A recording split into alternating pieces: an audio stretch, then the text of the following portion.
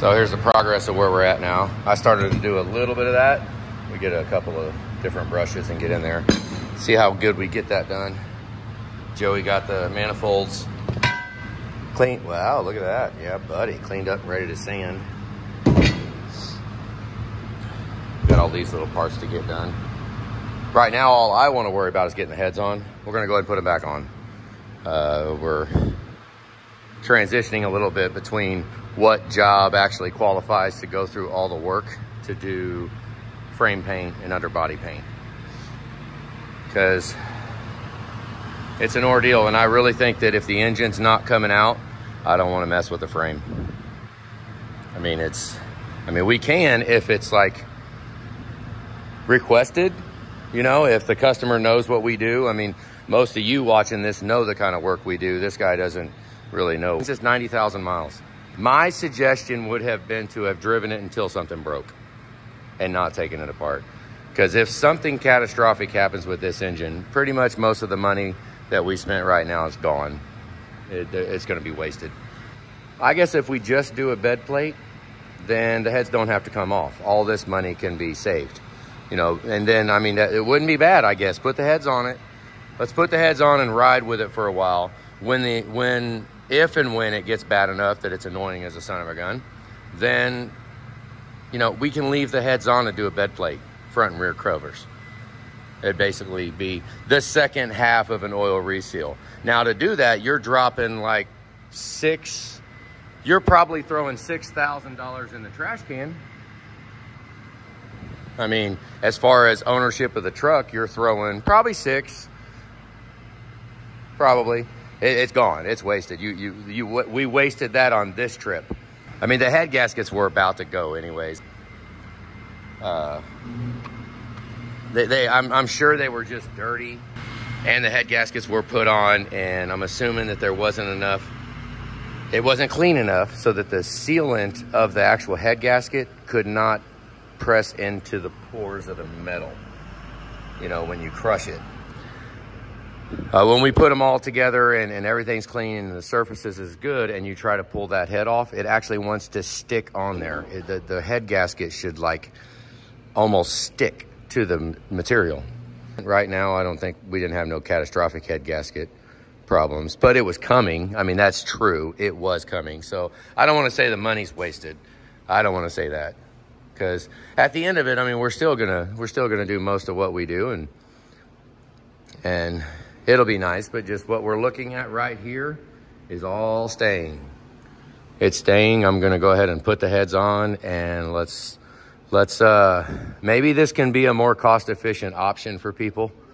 I mean, the bed plate could stay just like it is. I've had bed plates that look like that, and they'll leak for years and years and years, and there'll never be a drip on the ground. Like, you can go out to your truck right now, crawl underneath it and look at the bell housing. Look down at the ground. I would bet you, I don't know what, that there is going to be a drip hanging on your truck somewhere, hanging, ready to drop, with no drops under your truck. Transmission lines and on the bell housing, transmission lines always have a little drip on them. And the starter, the little ear off the side of the starter, yeah, which is, okay, it's leaking. The customer doesn't know it's leaking. They don't have no drips on it. I mean, how often does a customer climb underneath their truck and rub their face all over the bottom of it? I mean, I do it. The container for injectors. I think it might use a lot less oil and maybe we can fit all of them in there. So we're re-ringing the excursion injectors, getting them safe. So just in case you were wondering, the raised ridge goes towards the engine. The center there, the other side, that goes to the injector. You see how it's raised on the outside? There, it's raised on the inside, in the middle. Yeah, that goes to the engine. So the raised edge in the middle goes right there. What are they doing over here? Oh my God, they snuck in a 7.3. Didn't they? Yeah. So this thing was sucking air from the fuel system. And after messing with it for a while, they come to the conclusion to run it off of a 5-gallon bucket full of fuel and feed the pump. It's got a little pump underneath there, right on that, under the frame. So take it out of the pump and run it off a 5-gallon bucket. No air in the fuel. It was all good. So deductive reasoning says drop the tank. Look at that dirty thing. Jesus.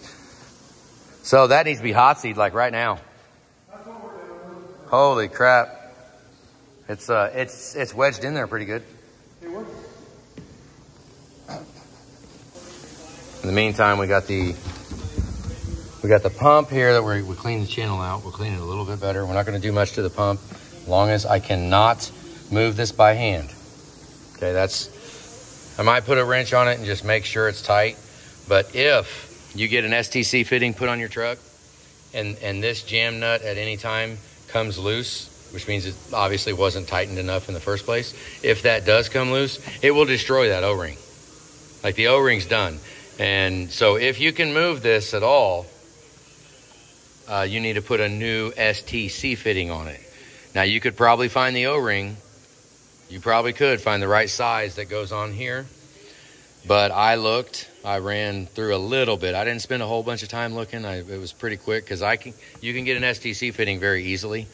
So rather than gamble on the caliber of how far you got to go down to get an STC fitting out, it's worth it. I think they used to be $60. So it's worth it to go ahead and spend that money and replace the whole fitting. So if it's loose, replace the whole fitting. You can mess around with the O-ring. Well, if it's loose, don't just tighten it back up. You should loosen it all the way and take it out and inspect the O-ring that's on there because it's a jam nut style tighten. And if it loosens up at all, it will just leak everywhere. The dowel pin came out. That tells you it is a reman because the dowel pins absolutely never fall out.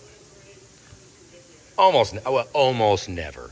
Okay. In fact, it's a reman. That tells the story right there. No sweat. All good. So I was going through looking at the turbo. You always have a bunch of soot and black stuff right here. WD-40 and wipe it. It's magic. You'll thank me later. Just spray some WD-40 on it, wipe it. It will eliminate it. It'll be gone. I have not cracked the turbo open yet. Actually, I'm going to go clean this side. I like to take half of it apart because the turbo likes to store up and down like this. I like storing it like that. It's easy to work on. You can work on one side. So put it on this edge, get this compressor housing all the way done, get it to where it's ready to assemble on the truck, put it back on, and then I can flip this sucker over and tear the bottom apart, and then we'll do everything we do to that. Okay, let's look inside this. Yep, it's delaminated. Yeah, delaminated tank. So now it's just that. That is very, very common. Like I just told Joey that 100% of every single aft axle tank will delaminate. All of them. The factory ones. You just guarantee it. Put it like on your maintenance schedule. Aha, so it begins. The first shipment of a set of springs. And what did you get here? Seals? Huh? Bought some SBI seals, but it must be like paying top dollar. We spare no. Whoa, they changed them. Oh wow, they really changed them.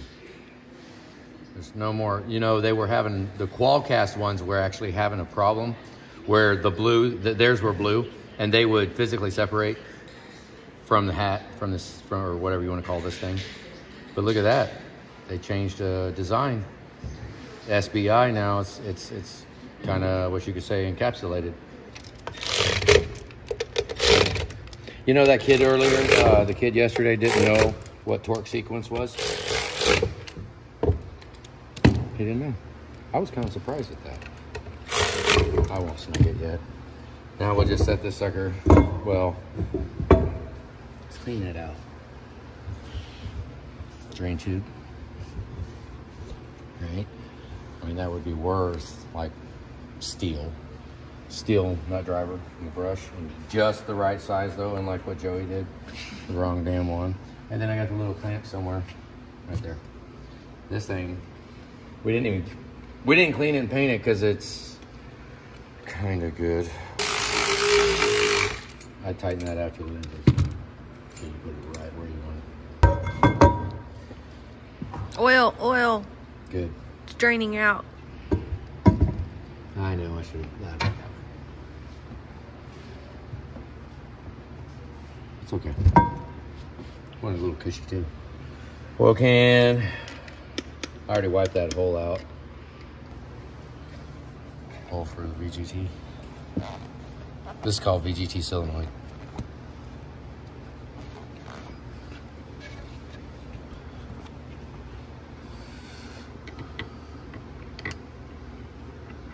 I just realized somebody's put a turbo on it too. Remanufactured. Just grab it and just bam. That thing goes to the top and that goes right there, and you line it up and put the 8-12 in. Good catch. Without a tool. And then, I mean, and wash your hands.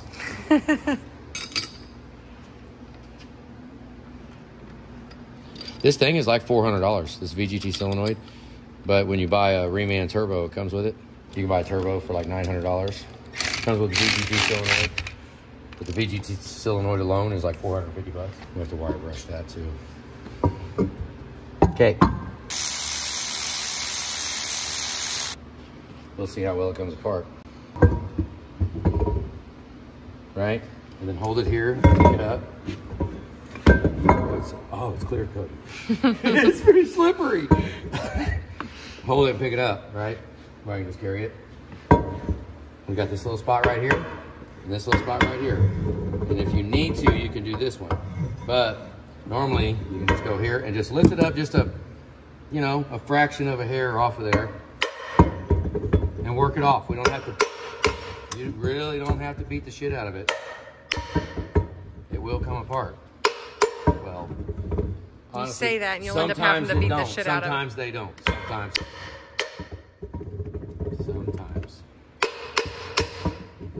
See, like now, it's actually a little sticky, isn't it? It's separating. We're not in that big of a hurry. We don't have to. Ooh, I'd rather not have to buy something, especially because we, boy.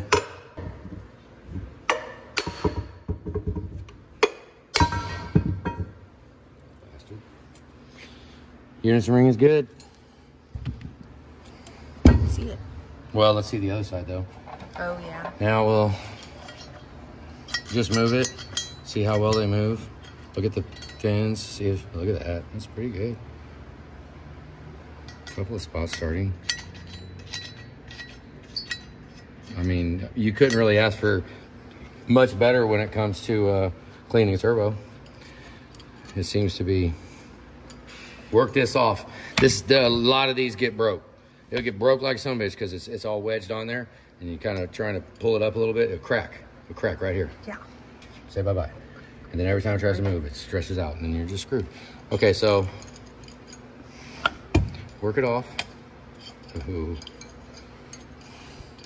It's pretty tight. How's the backside look? Good idea. Little wear. There you go, just a little bit of wear.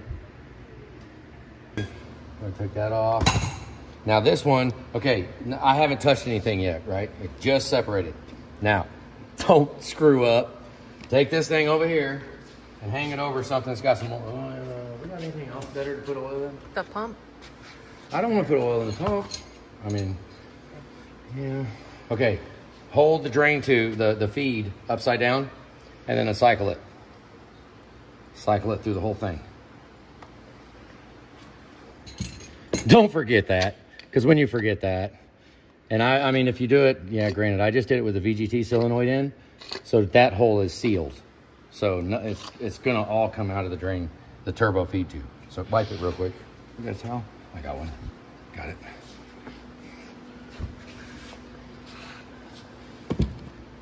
Got a little oil there, huh?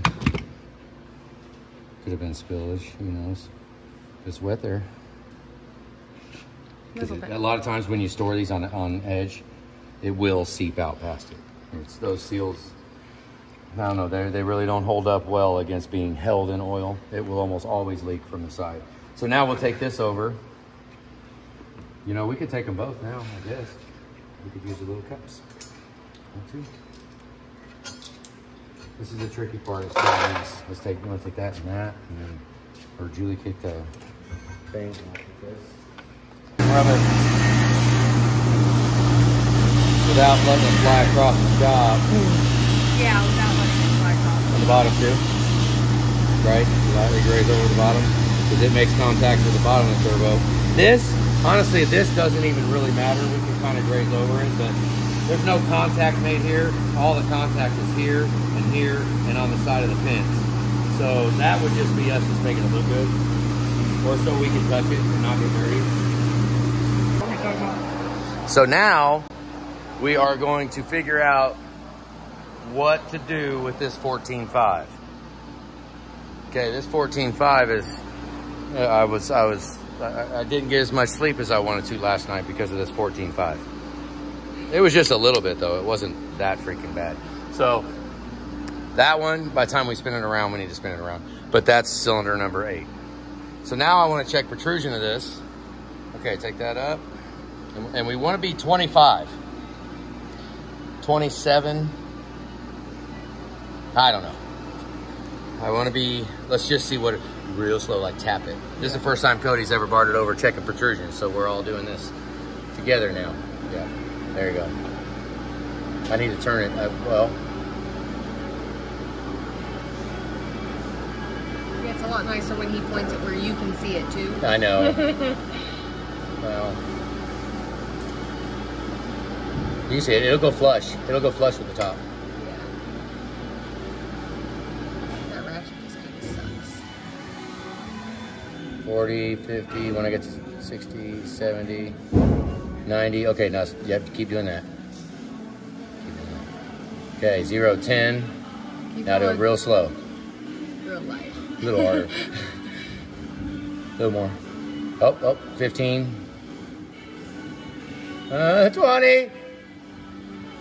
God damn. Oh, it's 23. Oh my God. Okay, it's 23. So at 23, I'm riding with that. Say bye-bye. That's pretty good. So at 23,000, so I mean, we can go as high as 35 is what Ford tells you.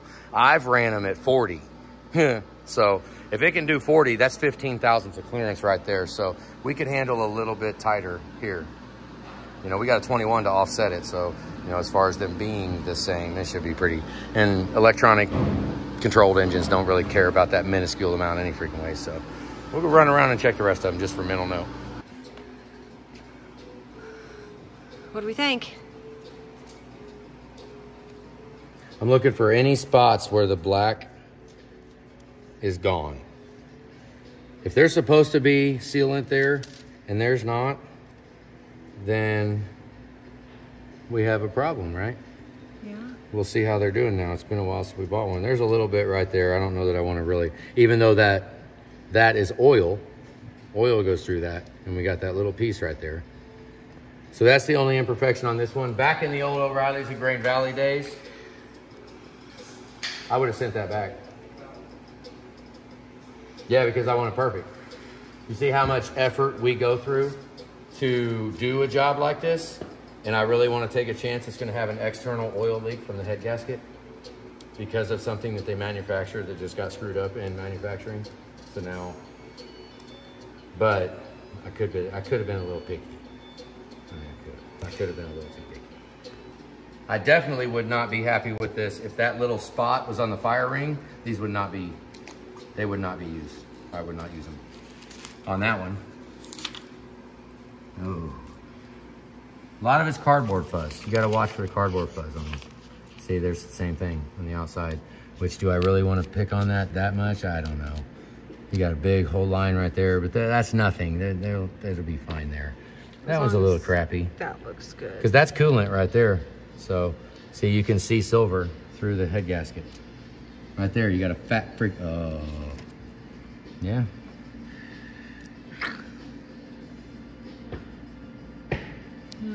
And right there. We haven't even looked at the other side yet. Yeah, it didn't even make it to the other side. So we don't have that yet. Wonderful. Where's the other one at? Okay, so right here we have started. It looks in complete disarray, but I think it works pretty good having this round plate for our turbo assembly. But we're gonna do the turbos over here next, and we're gonna move the high pressure pump over to that so it's closest to the vise, because a lot of times when we do a pump, the STC fitting, I will put the pump in the vise so I'm gonna work the pumps on this side by the vise and work turbos on that side. That'd be great. Deck surfaces are actually, they're ready for final assembly. Like done, delinted and everything. And we got way low protrusion on cylinder 8, so I'm gonna ride with that 14.5. We'll see what happens. Should be fine. Over here's all the parts ready to go on. If we had the head gaskets, we'd be going right now. Don't clean, don't paint. All the fasteners are all done. All the parts are all done.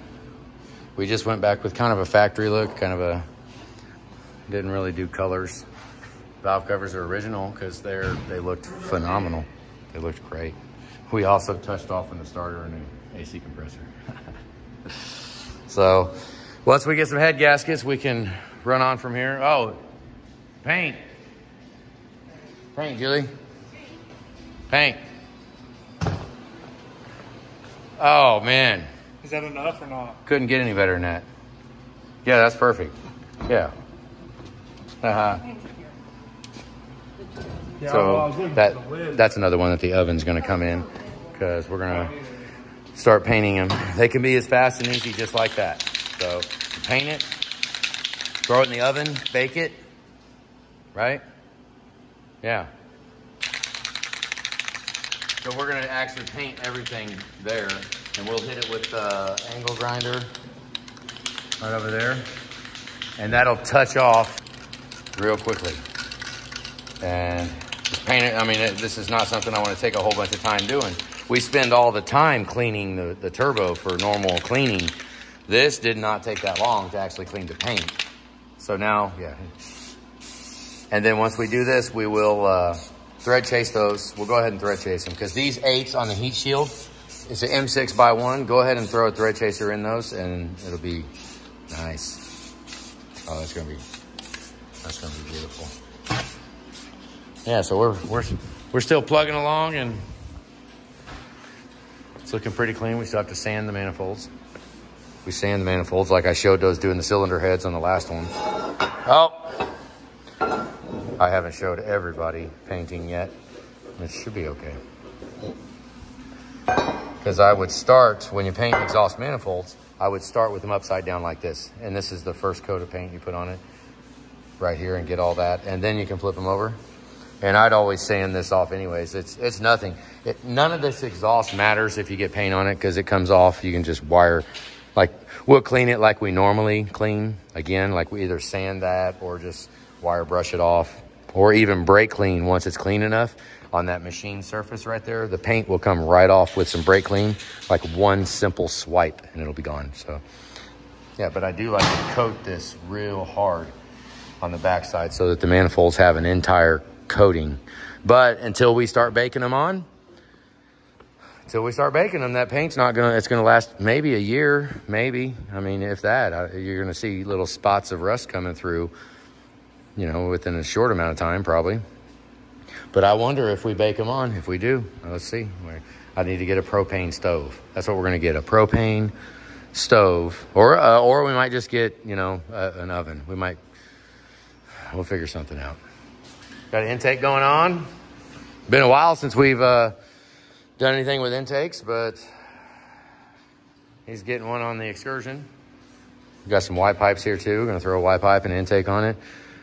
I think now that we're back up and rolling again, I mean, burn us a call if you guys want any of this. We can probably, we're about set up now to where we can start knocking them out again.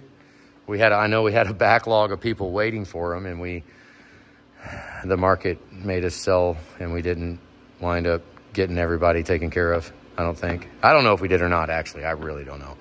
But we do have the ability to continue banging those out. And now that we're back in the shop and back working, it's not a massive ordeal. Because, you know, we was getting calls over the last year about intakes and Y pipes, and I really had nowhere to prep them. I had nowhere to clean them. My equipment wasn't all set up. I couldn't really clean them good enough. And now we have everything set up, so we're good to go. That's freaking awesome. Which I don't know how many we actually have. We just sold a couple, and I think we'll be fine though. We can, as long as we got a core in, we can bang them out pretty quick. It's just a pain in the butt to clean them. So I'm thinking maybe we can, see that's pretty clean in there, right? I want them all to be clean like that. That's a major upheaval, you know? Wonder how well this book works. Okay, look at that. Now, find something that size. They're not gonna spray.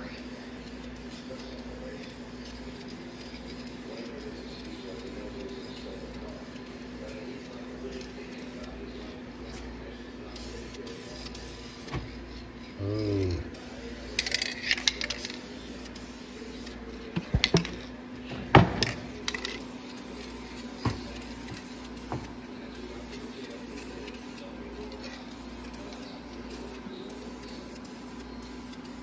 I forgot how bad that stuff stinks. It is nasty.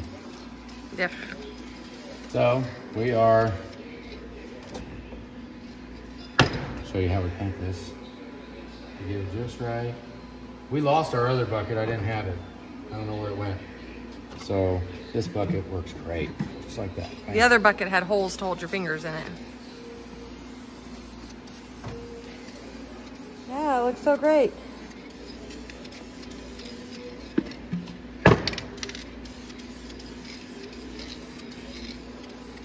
I mean, I don't know. It makes it shinier so you can see it, so you don't get your fingers caught in it. Just, you know, we'll go ahead and leave that in there.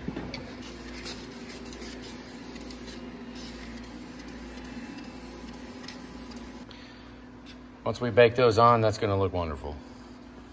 So I'll go ahead and let that dry, let it be done till tomorrow. No head gaskets. We're going to go ahead and wait. We could have drove up there, but we'll wait till the morning. That one is arguable, questionable. We could use that one if they don't have anything better. And we are going to go ahead and button it up. So we covered it, hopefully keep the dust off. But, I mean, I'm willing to final clean it again tomorrow if we got to. At least it's all covered up. We'll go assemble all this stuff. It's all like what we're used to. Just a bunch of laid out, wonderfully clean parts. Just go to the shelf, grab the part, grab the bag, put it on the truck, repeat.